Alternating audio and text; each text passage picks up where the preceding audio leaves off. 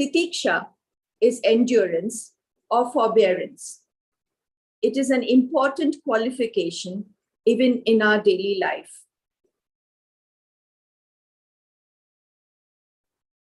Titiksha is acceptance without complaining. When there is acceptance, it helps us to undertake proper action. In short, we need the 3 A's: acceptance, attitude, and action. The next is Shraddha. There is no correct translation for this word in English. Shraddha is intense faith in the Guru and in the Shastra Vakyam, along with the understanding that it takes us to the ultimate goal, that is Atma Swarupa Jnanam. Shraddha is necessary for contemplation. Shraddha is not mere belief. Belief without proper knowledge ends in blind belief. That is not Shraddha. Shraddha is a feeling of reverence that comes from the depths of one's heart with love and devotion. The next qualification is Samadhanam, the last of the Shatka Sampatti. Samadhanam is the single-pointedness of the mind, Ekagrata. Samadhanam and Samadhi have the same meaning. It comes from the same root, Sama, meaning equal. When one develops the first 5 of the Shatka Sampatti, that is Shama, Dama, Uparati, Titiksha, and Shraddha, then Samadhanam, this Ekagrata, follows automatically. No effort is needed. In Ekagrata, there is no cessation of thought. The mind is kept pointed towards one single topic or thought. This topic is Atma Vishaya.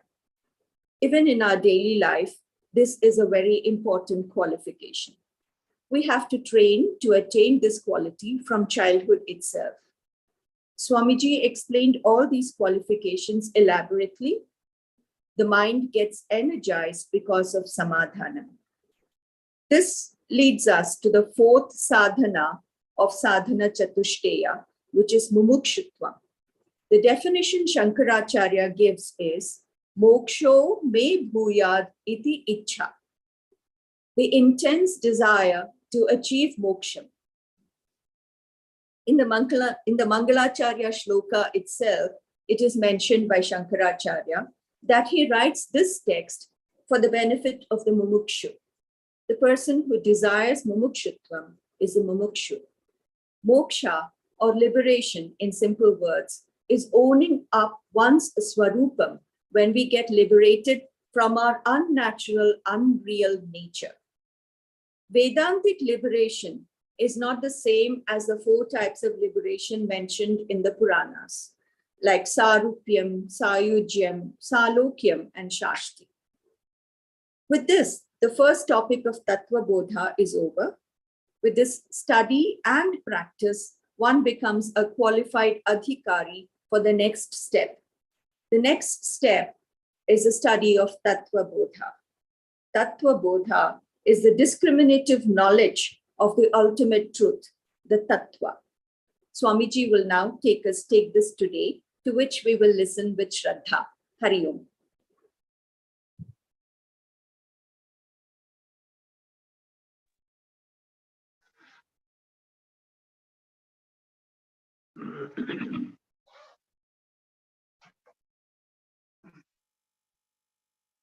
Shrudismriti Purananamalayam Karunalayam Namami Bhagavat Padam Shankaram Lokashankaram Shankaram Shankaracharyam Keshavam Badarayanam Sutra Bhashya Krito Vande Bhagavanto Punah Punah Ishvaro Gururatmeti Murti Bheda Vibhagine Yomavadvyapta Dehaya Dakshinamurtaye Namaha. Shri Dakshinamurtaye Namaha. Vasudevendra Yogendram Natva Jnana Pradam Gurum Mumukshonam Hitarthaya Tattvabodho Bhidhiyate. Om Shanti Shanti Shanti. Shri Gurubhyo Namaha. Hare Om. Om Namo Narayanaya, everybody. Now we are going to enter into the main topic of Tattvabodha, which is Tattva Viveka, otherwise called. So discrimination between real and unreal. So what is real and what is unreal? This discrimination leads to the final emancipation.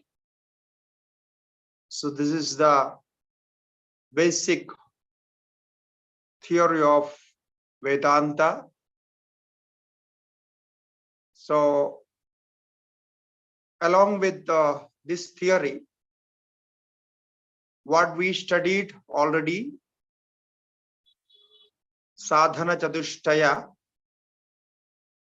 So with that, the seeker is qualified to concentrate and dedicate his or her mind for this discrimination.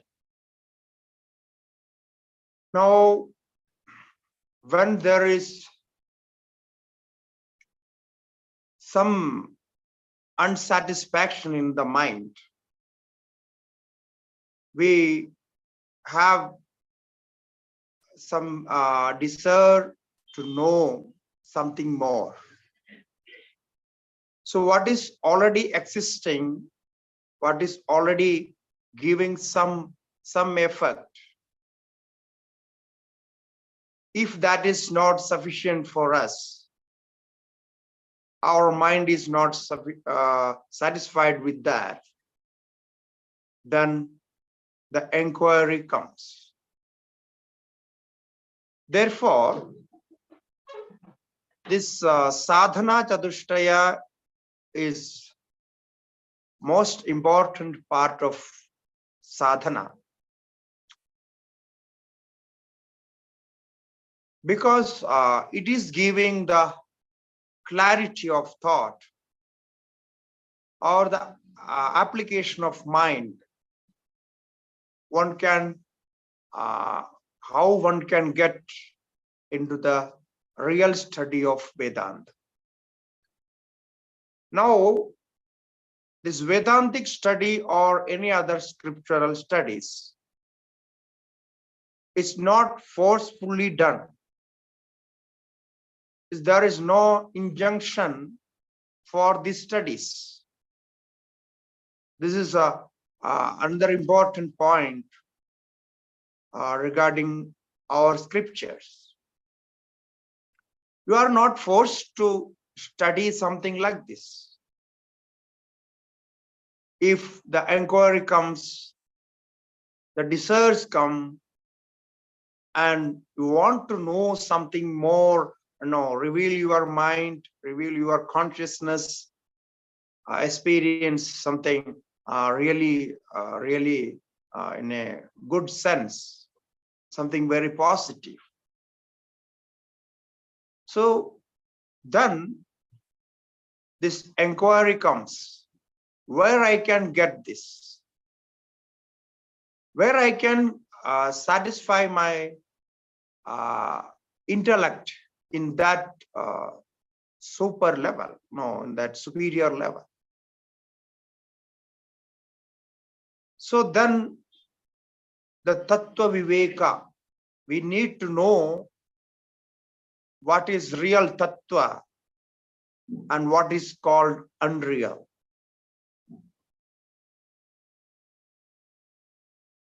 If anything there as unreal exists,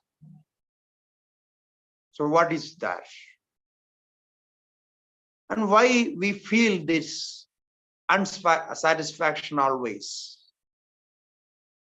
Why this material world, the empirical world, is unable to satisfy our mind?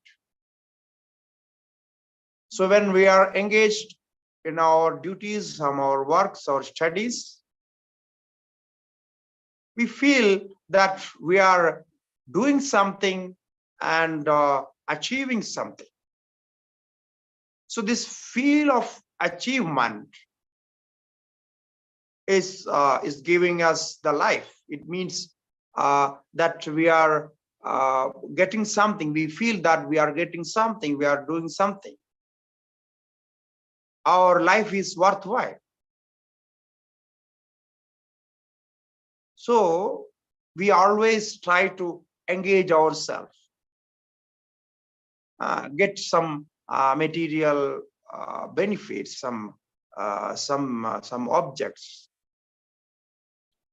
So this is how we live. But ultimately, what happened? There the time will come that all the material objects, material experiences around us, what we can achieve, it's all achieved and experienced. Now again we feel something lost, some vacuum. That is, no, now what would we do? Because all what we could experience is experienced. So that comes there, the inquiry comes. Now what else? Beyond, if they have anything there beyond this material world, which is something very, very special, extraordinary. So we search for that. So this is the vairagya, what we learned before.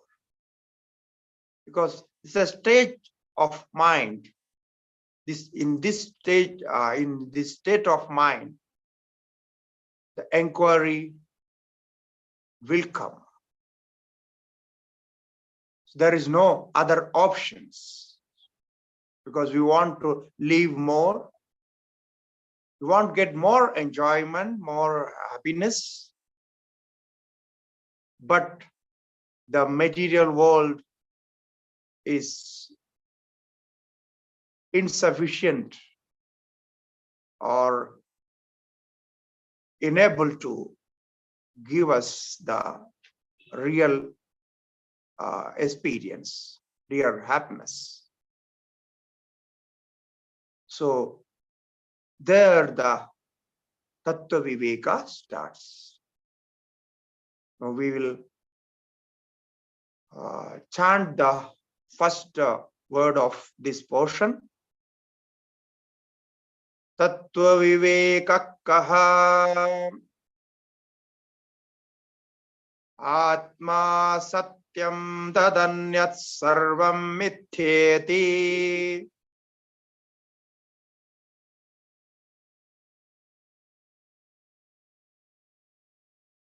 Tattva Viveka kaha.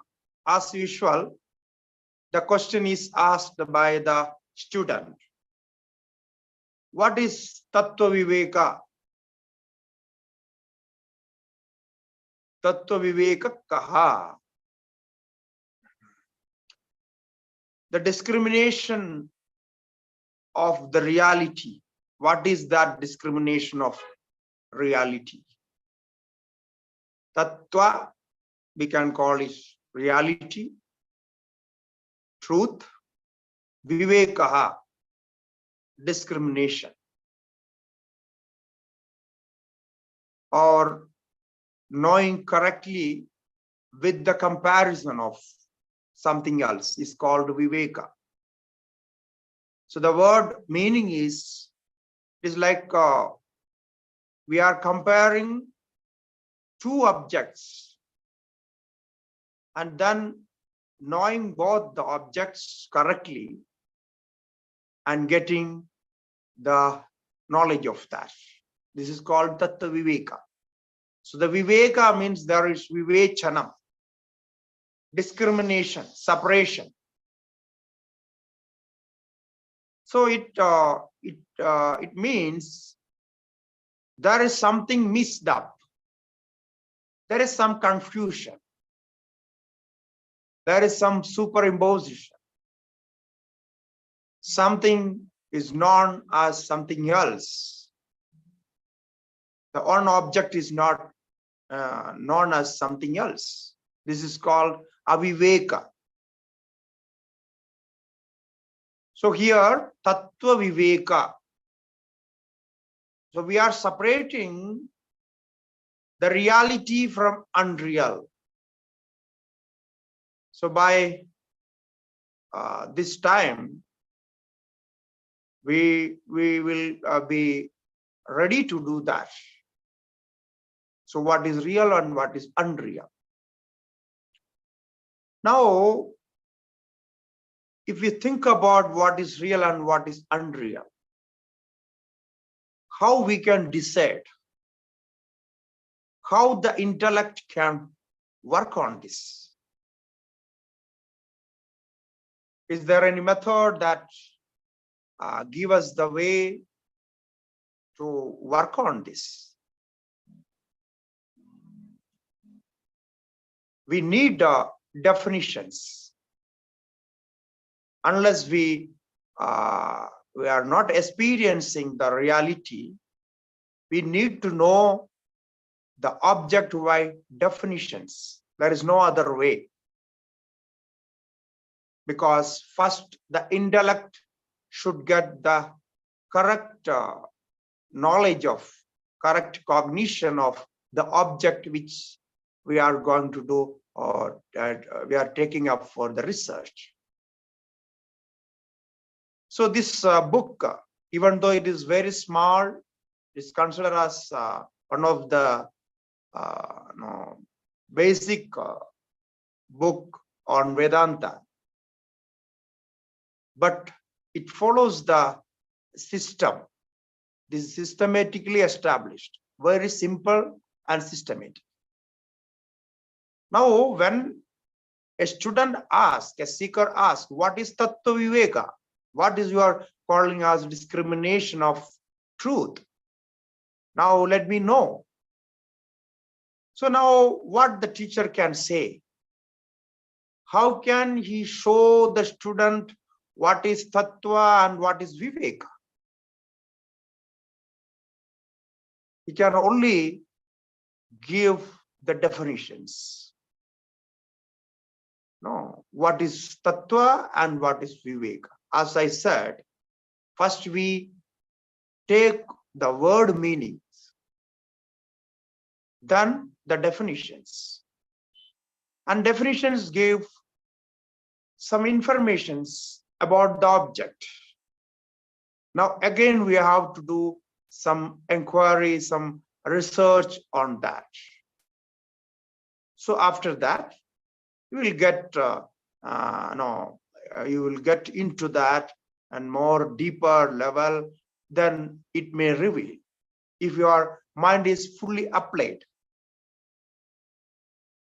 Because the subject we are talking about is abstract. The subject itself is abstract. So therefore, we need to apply our mind with full concentration, complete concentration, and interest, the interest to know how to, we want to reveal the truth. And nothing else works here. If you are a scholar, not necessarily a scholar can know about Vedanta. The scholar can talk about that in beautiful words, but he may not be knowing and experiencing what that sentence or that word says. So we will see that now Tattvamasi and this all Mahavakya words in Upanishads. Therefore, no, what we studied already is Sadhana Chatushtaya. There, Shankaracharya ji is not talking about any scholarly qualification. He is not asking, did you study the all Vedantic textbook? You have a graduation on this Vedanta or PhD on Vedanta. You first do PhD on Vedanta, then we will learn Vedanta. No, so that qualification is not considered at all. He is giving our practical qualifications that you need in practice. It's not a scholarly qualification. So therefore, Tattvaviveka, even though it is a subject of experience, direct experience, we call it Sakshat Aparokshat Brahma. This is the word used in Sanskrit. Sakshat means directly. Aparokshat means without a means, without a medium. So Sakshat Aparokshat Brahma. So it is directly known without a medium. You see how abstract it is, how subtle it is. This is only with our experience it can reveal. The self-knowledge, the experience of self. Sakshat Aparokshat Brahma. So this Brahman, the Atman, is direct and known without a medium. Now when we talk about medium, what are the mediums we have? We have our sense organs as medium. Then the mind and intellect is also a medium which helps us to learn more and get more information. But here it says these mediums will not work in this self-knowledge. Therefore, I say the scholarly learning does not give any help directly to this knowledge. So this is something special. So knowing Atman itself is an experience that we will learn later. Now we see the definition. Now in this definition, we have three words very important. Can be noted that Tattvaviveka kaha, this is question as usual. Then comes Atma, the first word, and the second word is Satyam. And third important word in Vedanta is Mithya. So the Atma, Satyam, Tadanyat Sarvam Mithya. You see how simply Shankaracharya is putting this sentence. the most simple form of the sense. And now we'll try to know the definitions of this. The Atma Satyam. The Atma, we know self. The word Satyam means real. Satyam, the very famous word in Sanskrit. And in almost all the Indian languages, we use this word Satyam. Now, what does it mean, Satyam? Now here, the Sat is connected to Sat. The Sat means pure existence. The existence without any quality or qualification. It is not qualified existence.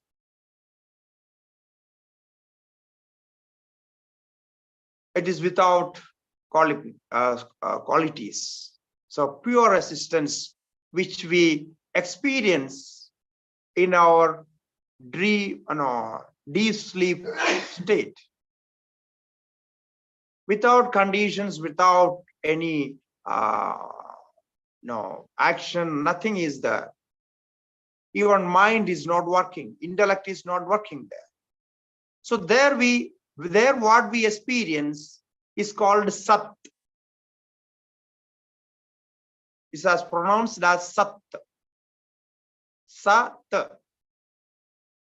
And which is connected to Sat, other than Sat, is called Satyam. So it means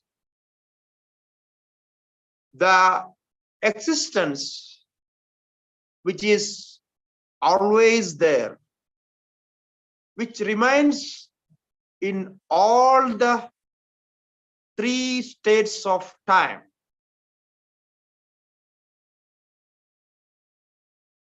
Past, present, and future. So Trikala Abadhitatvam Satyatvam. This is the Sanskrit definition. If you can note down, it's well and good.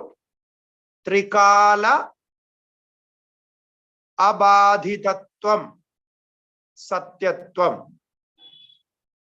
Trikala Abadhitatvam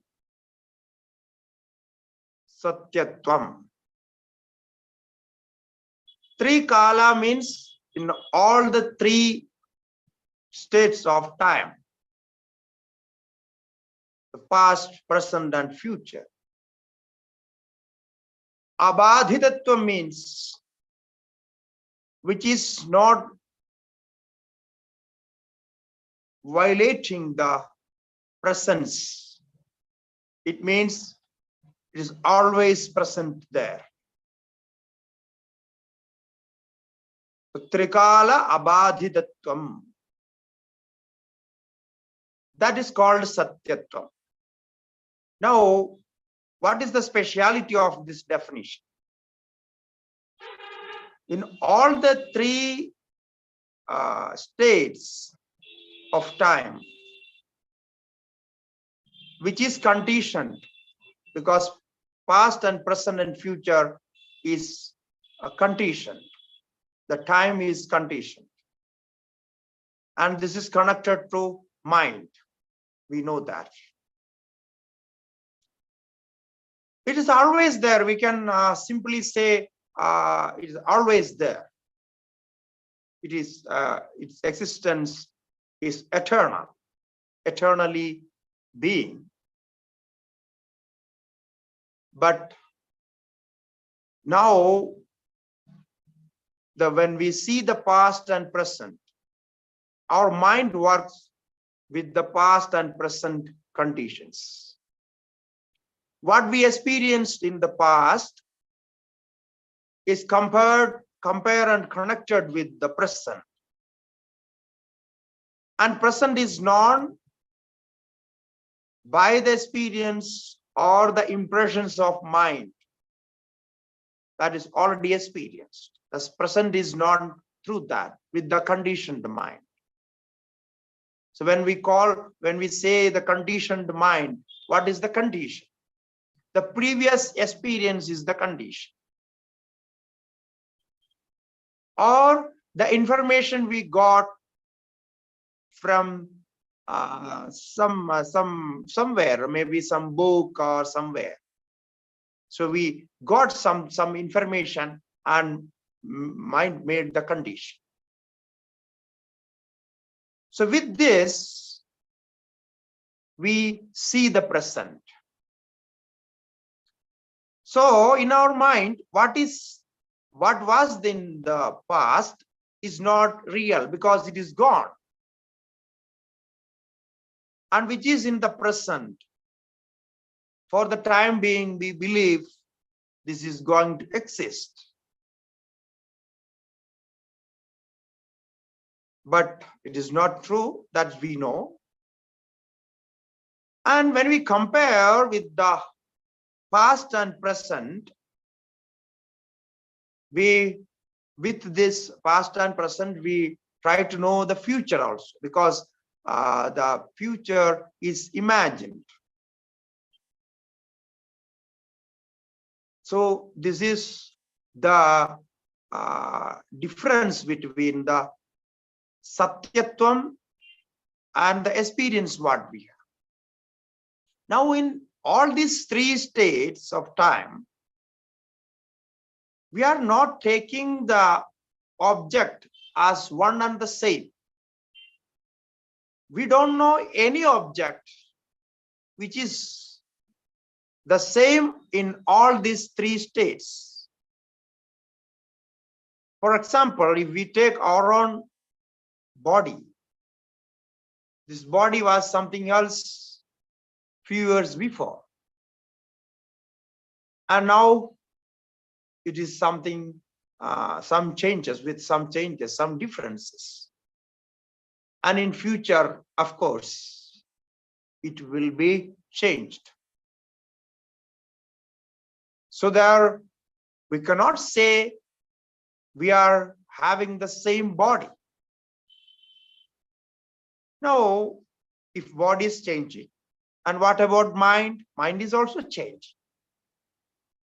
If this changing body cannot be said Satya, that is the point we should know from this. And mind and intellect or ego or whatever, the body mind complex what we experience, none of them is eternal and withstanding all these three states. So one example I give, you can take any of the object what you see in the world. Now, if we cannot count all this as eternal or withstanding all these three states of time, then what is there to know? How can we think that we are going to live forever? What experience that makes the mind believe that we will be existing forever? Now, nothing is possible. Therefore, this definition says, this what we call as Satyam will exist forever. And it cannot be destroyed. There is no change in that. It is changeless. So that is the first character of Atma. That is our self. Now, how to recognize this self, identify this self, which is self, what is self. This is again a difficult task for us, because our identification is with the mind, with the intellect, ego, the personality, what we call as personality. And when we think about this personality, this personality is changing always. It is taking different forms. Every year it has some something, some special quality. It loses something and adds something. No, it's always change. Now we don't know, after learning this Tattvabodha, we may lose all our personalities, because this is the test which is going to make you impersonal. So the knowledge can change your mind. The personality, the limited existence, can be made unlimited, all-pervading existence. Therefore, this personality is also not dependable. Therefore, the Satyam is abadhitam. It cannot be destroyed, it cannot be changed, it cannot be obstructed. It is always the same. So, Trikala abadhitatvam satyatvam. Now, in this context, in one of the principal Upanishads, Taittiriya Upanishad, Shankaracharya gives a beautiful definition for this Satyam. As I said, this Satyam, this reality, what we are talking about, or the pure existence, is related to our knowledge and experience. It is not an object of sense organs, also, or we can say the material experience.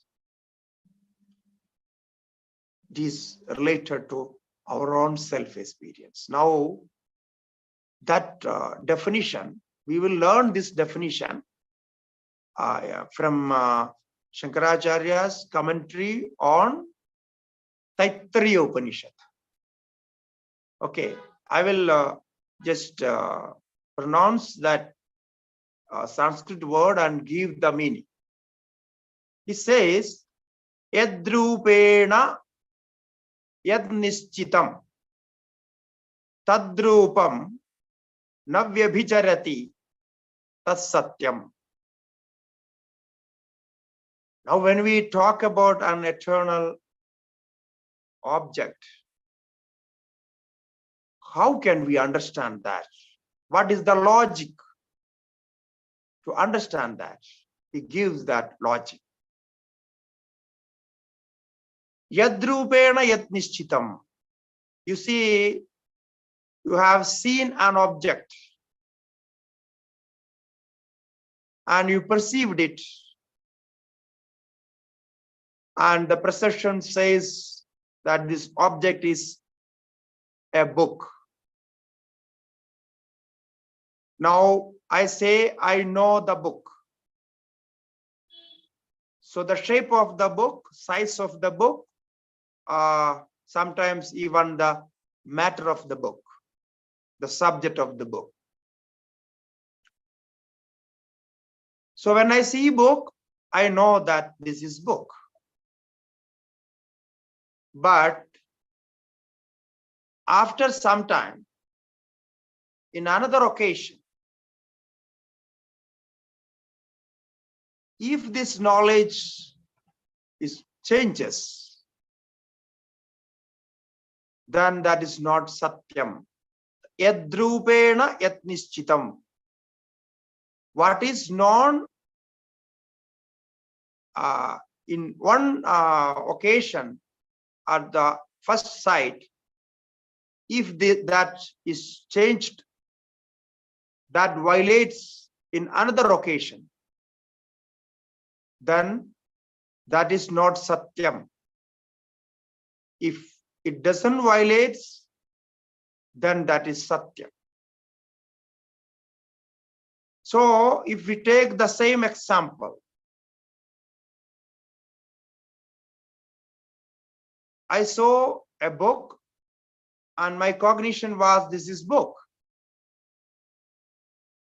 But after some time when I thought about that, what is this all about? What is this book? I found only papers in that. Yeah. You follow how we are going to experience the truth. Now, first, the knowledge, the cognition was this is book. And when we thought about that, we did some research, some rethinking on that. Then the book changed into papers. Now you say the first knowledge is valid or invalid? We should say the first knowledge is invalid because first knowledge was that this is book. Now the second knowledge says, no, this is not book, this is papers. Now again, further, when we think about what is this paper is made of, you will find that the material of that paper, the pulse computation of the paper. So again, it's changed. And if you go beyond that, what is this made about?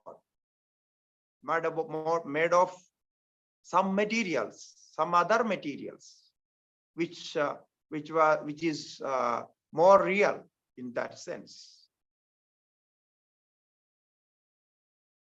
So this is how it changes.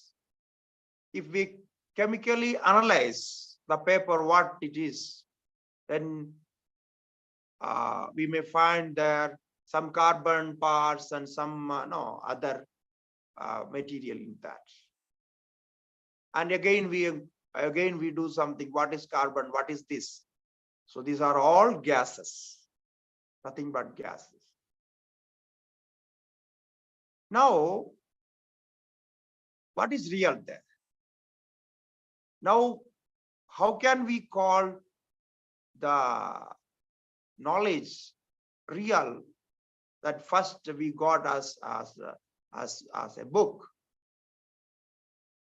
It is not real because now the book become gases.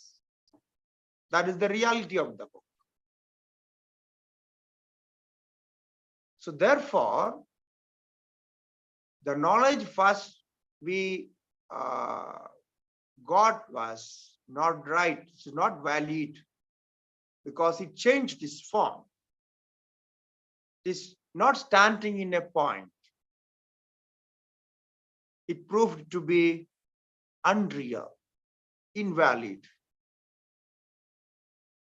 So Shankaracharya says, Yadrupena yad nishchitam tadrupam na vyabhicharati. If that is not changing its character, is not changing the form, then that knowledge is called Satyam. That experience is real. If it changes its form, it cannot be called as real. So this is a beautiful definition for the Satyam. So it leads to the ultimate experience, something very profound. So this is the contemplation and meditation in Vedanta. Take the object around you and think about that. What is this object? What is my body? What is this? What I am seeing? What the object is? The reality of the object. So you will slowly, gradually end the ultimate truth as Brahman. No, you can inquire Brahman through anything what you see there. So that is the method we use. So this is the definition of Satyam. Yadrupena yat nishchitam tadrupam na vyabhicharati. That's Satyam. And then comes Tadanyat Sarvam Mithya. Tadanyat Sarvam Mithya.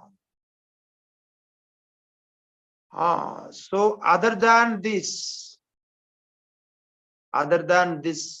everything is Mithya.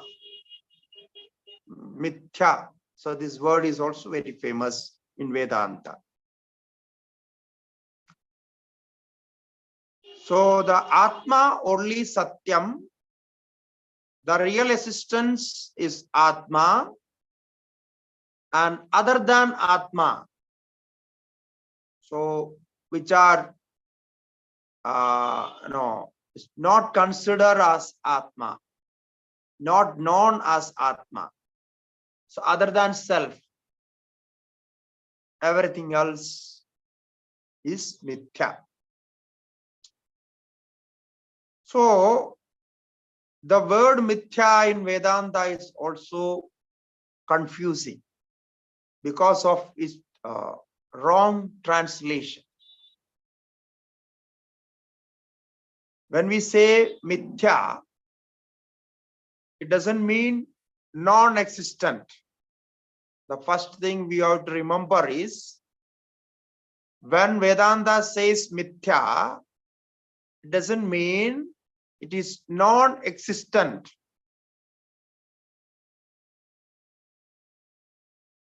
Because for non-existent, in Sanskrit we have other words like tucham. Tucham is called non-existence. Or shunyam. Shunyam is also non-existence, devoid of existence, absence of existence. That is called shunyam. And tucham is which has no existence at all. There is no chance of existence. But mithya is not non-existence. Okay, you got it? Okay. So now the time left that we think about this word mithya. If it is non-existence, what is that? So it can be clearly, directly translated as appeared reality. Appeared reality.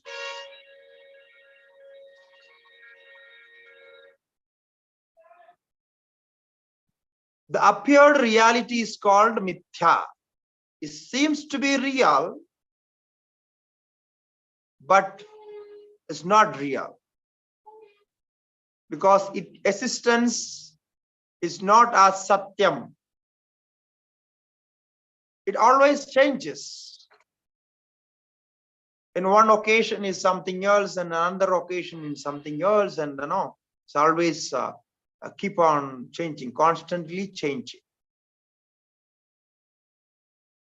one cannot depend on the object or the cognition of an object.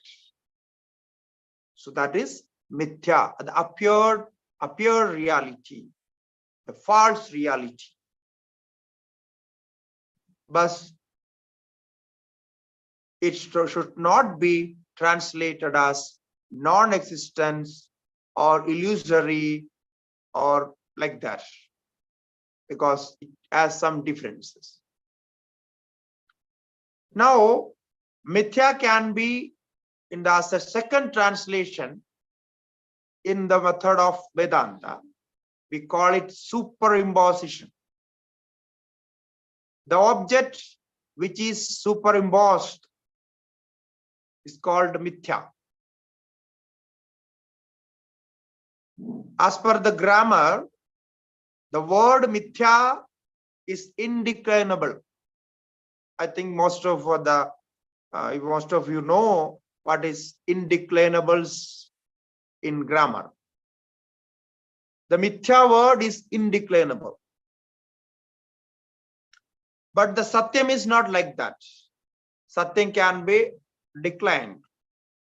Satyam, satya, satyani, it can be said. But mithya is indeclinable. It means it cannot be used separately. The one of the character of the indeclinable is the indeclinables are used with some other word or some other verb as we need it. It cannot be used separately. It has no object as it is. So, mithya is opposite of satyam. Then Atma, if the Atma is satyam, self is satyam, then the opposite of that is non-self. If Atma is satyam, Atma is pure existence, and the opposite of that may be called unpure existence or the confused existence. Now, it is not good in English to say unpure existence or confused existence. All this it cannot be said. So therefore, simply we can say appeared reality. The Atma is real and mithya is appeared reality. Now, I am taking up this point to explain a little more why we call it is appeared reality. Why this word adjective is added as appeared. Because the object we see as real has the existence of Brahman. Because Brahman is always there, Brahman is all-pervading. Therefore, there cannot be an object without the existence of Brahman.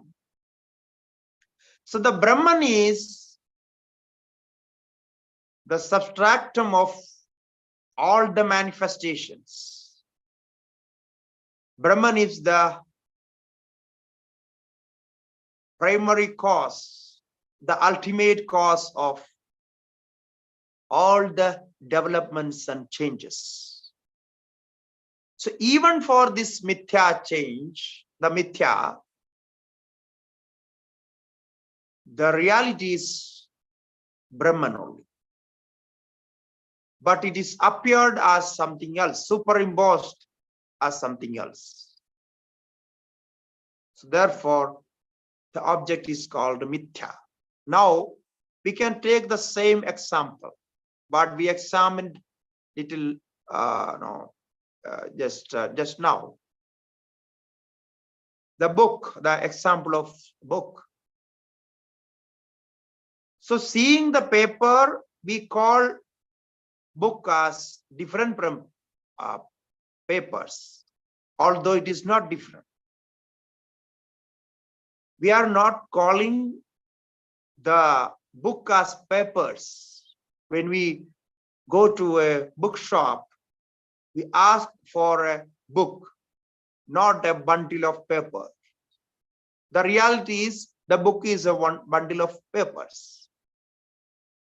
So the cognition as a book is there. The bundle of paper is called book. And when we talk about book, we never remember that this book means the bundle of papers, the bounded papers. So this is the problem, confusion there. So when we understand book as a bounded bundle of papers, then that is comparatively real. But when we call this book, when we are unable to remember that this book is nothing but bundle of papers, a bundle of papers, so then that cognition as book is mithya, because it is appeared reality. Book is an appeared reality. The appearing as book, but the reality is bundle of papers. Okay. So examine like this. You take another example. So you may be keeping your mobiles and laptops on a table, no? I think all of you have a table in front of you. So what is this table? Is writing table. This table is made of wood. So we call it table. We are not calling it as wood. The table is a form of wood. Therefore, the table, the word, the name, and the form, the cognition of that, all of these are mithya, appeared realities. Until someone questions, if a child asks, what do you call this table? I want to understand what this table is.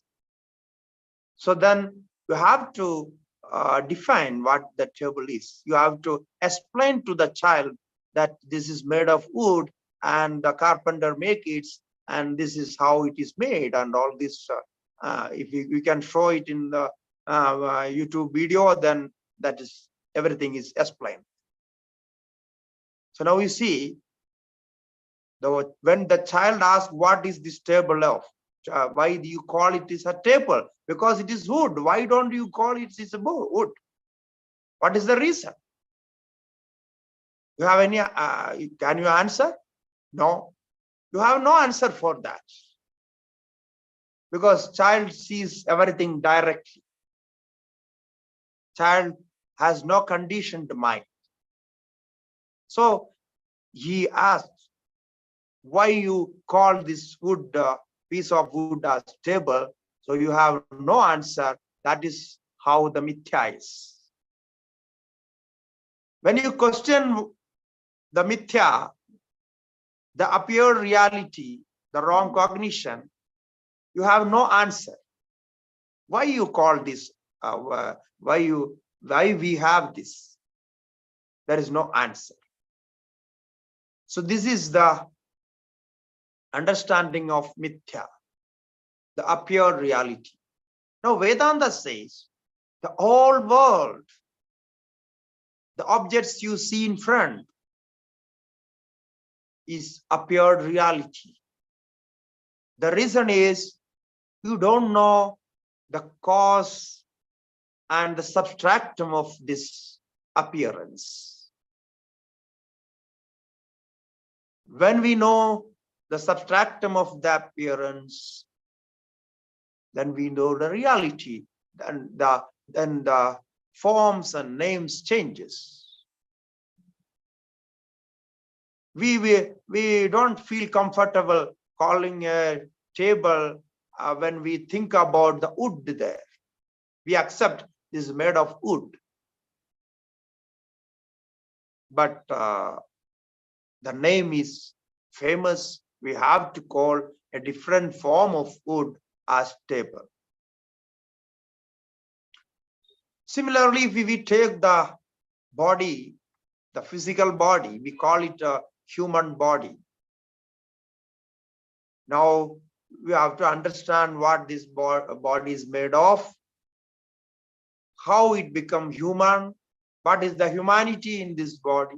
All this we have to understand. No? So then you know the reality of the body. So very interesting. It's really, no, you will enjoy if you think like this. Even for, no, just for fun, you can think how all these things are appearing in front of me as real. And I am dealing with this object as very real. And we are very serious about all this. If something happened to our objects, we are disturbed with that. So this is the superimposition. This is the problem of mind, conditioned mind. It is unable to think about that and really know about that. So this concept, this idea is the greatest contribution of Vedanta to the mankind. The word we learned today. Atma Satyam, only the self is real. Self is the only reality. Other than self, everything else is appeared reality. So this statement is the foundation of the establishment of Vedanta thoughts. So my request is you have to think and learn this more about the mithya. As I give the definition for Satyam, I will give a very simple word defining mithya for the appearing reality. The same word we can take, but there is a single word for mithya. The Sanskrit pronunciation is Jnana Nivartyatvam. Jnana Nivartyatvam. Jnana Nivartyatvam. Mithyatvam.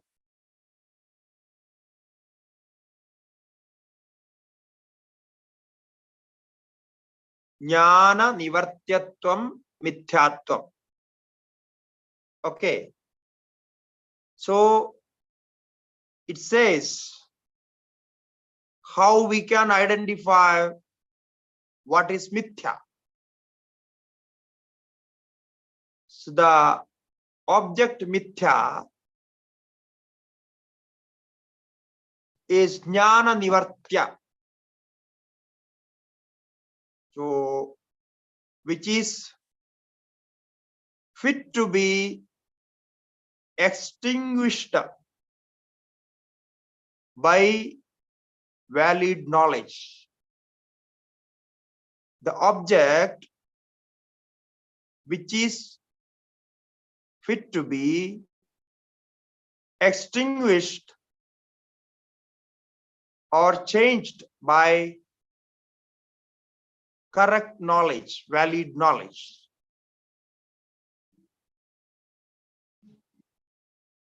Take the same example because we don't have time to take another example. We will follow the same example. It says Jnana Nivartyatvam. So the first cognition, first understanding is changed by the second understanding. Therefore, the first understanding is mithya, because it's changed its form by second understanding. Okay, this is in simple word I am telling you. Jnana nivartyatva mithyatva. So you recognized the piece of wood as stable. Okay, this is the appearing reality and the first knowledge that you call a piece of wood as stable. But the second knowledge, when it comes, it says this is nothing but wood.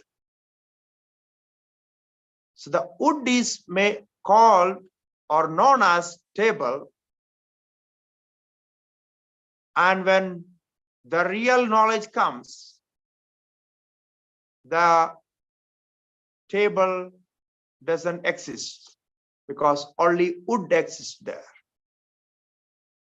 The table has no existence, no reality. Only wood has reality. Why? Because if we remove the wood, there is no object exists as table. Therefore, the table become jnana nivartya. You got it? So the table become extinguished by real knowledge. It has no reality. Now, the person cannot really believe the table is there. He or she can only believe that the wood is there. I call the wood as table because they are the form, because of the form. And form has no reality, because form is also nothing but the wood itself. What is the form? If you remove the wood, the form is gone. And you can change the form. If you remove and change the wood, the form is changed. So therefore, these kinds of objects, what we experience in our life, that's called jnana nivartyatva mithyatva.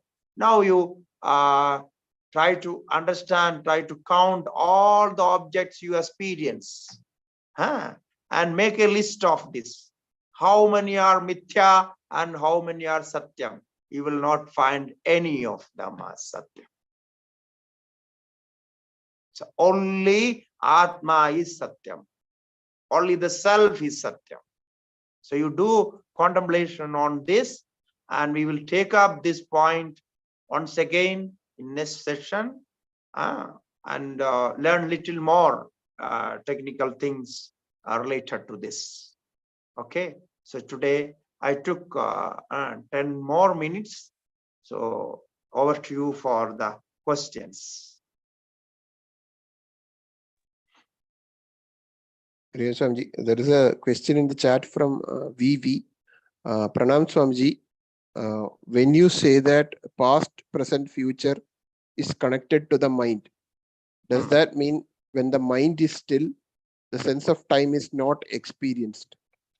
There is a second question also, which we can go afterwards. Pardon, once more, you can repeat the question. Yes, Swamiji. When you say that the past, present, future is connected to the mind. Correct. Does that mean when the mind is still, sense of time is not experienced? You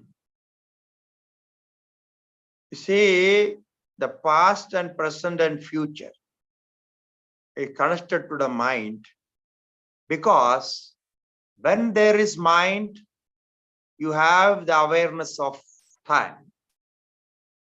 When mind is off, we have no awareness, no connection with the time concept. Therefore, time is a relativity. It is not real. It's connected to the mind. So when we go to the sleep, we have no awareness about time, because there is no mind, no thought process. So this is why we call the time is connected to mind. And this time concept again related to the movements or the activities of sunrise and moonrise and all this. So therefore, time has no reality as such. It is connected to mind. When mind is engaged, completely engaged, then it cannot think about time. Will forget the time. When you watch a movie, a very interesting movie for hours, you will forget the time. You have no experience about the time. So after once the movie is finished, you will look at the watch, what the time is. If the subject is not interesting, the mind is not engaged, then you will again and again see the watch, what time it is. Now like we are learning Vedanta, you may be looking at the clock. What time is Swami? Today Swami is talking more, so why it is? So the awareness, that time comes. Now our gurus used to say this, you should stop the lecture when the student look at their watch. So be careful with, if they are looking at their watch, it means there's the time to stop. You don't see you completed your time, provided time or not. If they are bored, stop. So that is true. Therefore, this is connected with the mind. Okay, next question. So the second part of the same question is, when we don't experience the sense of personality anymore, can we say that it is a stage of self-identification with every other units in the existence? Yeah, in a way it is correct. When we don't feel limited personality, limited consciousness, then of course we experience the real personality, unlimited consciousness. So now how the limitation comes? The limitation is because of mind. So mind is limited, thought process is limited, so the self is also limited. Because self is reflected consciousness now as per the experience we have today. So our experience is like that. Therefore, we feel our existence and personality in relation with the mind, not in relation with the self. So when we feel that our self is all pervading, it's not limited in this body, then the experience of self comes. It is all pervading, unlimited. So it becomes impersonal. So the Vedanta is trying to teach you this, that you go from personality to impersonality. So the personality is limitedness and impersonality is unlimitedness. So that is how we learn this. So that is the two words we use in Vedanta frequently, is Atma and Brahman. So Atma means seeing now connected to the experience as self, and Brahman is all pervading reality. So the Atma is same as Brahman. Brahman exists as Atma, and Atma and Brahman has no separation in its essential characters, essential nature. That is called Swarupa Lakshana. So that we will learn this later. Okay. Namaskaram, Swamiji. Are Mithya, illusion and mirage same? And secondly, sometimes we come across many times a statement that this world is an illusion. So is it something which what you are saying that only the self, Atma is reality, rest are all Mithya, it is illusion? No. Therefore, what I said, you please refer again. This Mithya word I said is not non-existence. Okay. It is appeared existence, appeared reality. And about this illusion and all this, we will learn when we learn about Maya, because the word Maya will also come later. So there we will learn the difference between illusion and Maya and this Mithya and Satyam and Anartham. There are so many words, Asat and Sat. So there are so many words. Next question. Namaste, Swamiji. Pranam. Pranam. Yeah, can you just explain, Swamiji, what is Asatkaryavadam and Satkaryavadam in connection with this Sat and Asat explanation? Satkaryavadam and Asatkaryavadam, no? This is another important theory in Vedanta. No, okay. So it needs more time to explain it, because it is connected to cause and effect theory. So we will learn cause and effect theory in this Tattvabodha later, because there I will talk about the object, the effects come out of Atma, the creation of Atma. So there we will learn this cause and effect theory, the causation of Atma and all those. This we will learn there, because Satkaryavada, Asatkaryavada is related to cause and effect theory.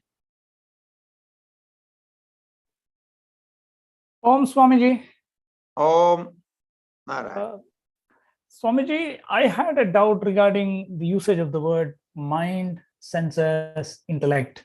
Like these words are used very frequently. So can you just tell us what is it when we are talking about mind? What are we referring to? When we are talking about intellect, what are we referring to? Senses, what is it that we are referring to? Yeah. Now this again, I say in this Tattvabodha, the definition of mind and intellect, the senses, everything will come. Okay. Because we are going to discuss on creation, no, the method of creation. There, all these are going to be defined. Okay. So we will learn there, because by the time you will get more information to know it correctly. If I say here, I will have some more doubt later to that. So when we reach there, we will be more prepared to know about that. So please wait till we reach there. Sure. Okay? Okay.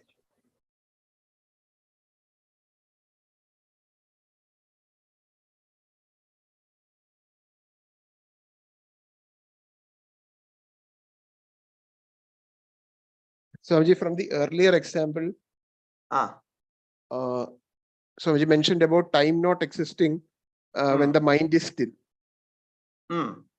In the example of looking at the watch, is it the subconscious mind responsible for the ticking of the watch hand? Yes. That is true. Because why, when subconscious mind works? When conscious mind is disturbed, it means the conscious mind is not interested in an object, an action. The subconscious mind take over. That is naturally does it. So, because when we learn, like now we are learning something, we are listening to words. It's a sense organ is working on that, and intellect mind is working. This is the main part of this action of learning is connected to conscious mind, the practical mind, what we call. So subconscious mind, of course, it is there because the interest is produced from subconscious mind, but the conscious mind is working on that. So when the conscious mind gets tired, it doesn't want to be with this action. It has some, unhappiness related to that. Then the subconscious mind take over, and it gives the suggestion, and you stop learning this. It's enough. So now you take rest. So then you feel tired, and then it goes, because subconscious mind never get tired. It is always working fresh. And this conscious mind gets tired, and all these problems.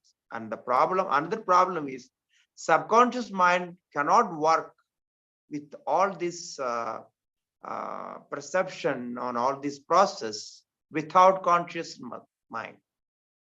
It needs the help of conscious mind. So this is the different connected to this.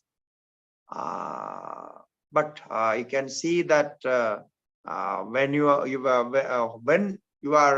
looking at the watch, what is in the mind? Just introspect that. Then you will know what I said is correct. Without that, is not possible, because if you are changing the mind, it means the conscious mind is disturbed. Okay, this very interesting how this conscious mind is controlled by a subconscious mind, and subconscious mind is taking the help of conscious mind. Their connection is very interesting. Yeah.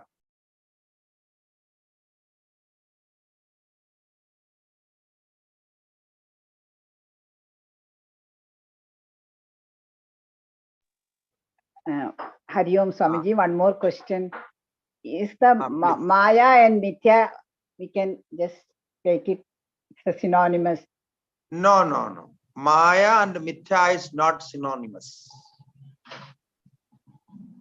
Maya is a special power, creative power of Ishvara. Okay. And the Mithya is related to the object. So Mithya cannot be the creative power of Ishvara. And they all have some relations. So this we will again discuss later when we learn about Maya, because the word Maya will come later as the supportive cause of the creation.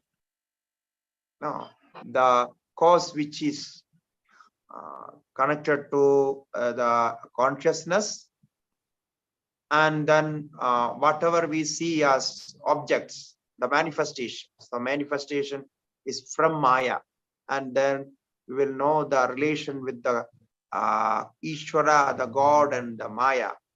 But never take Mithya, Maya as one. Mithya, Maya, and Avidya or Ajnanam, they are not synonymous.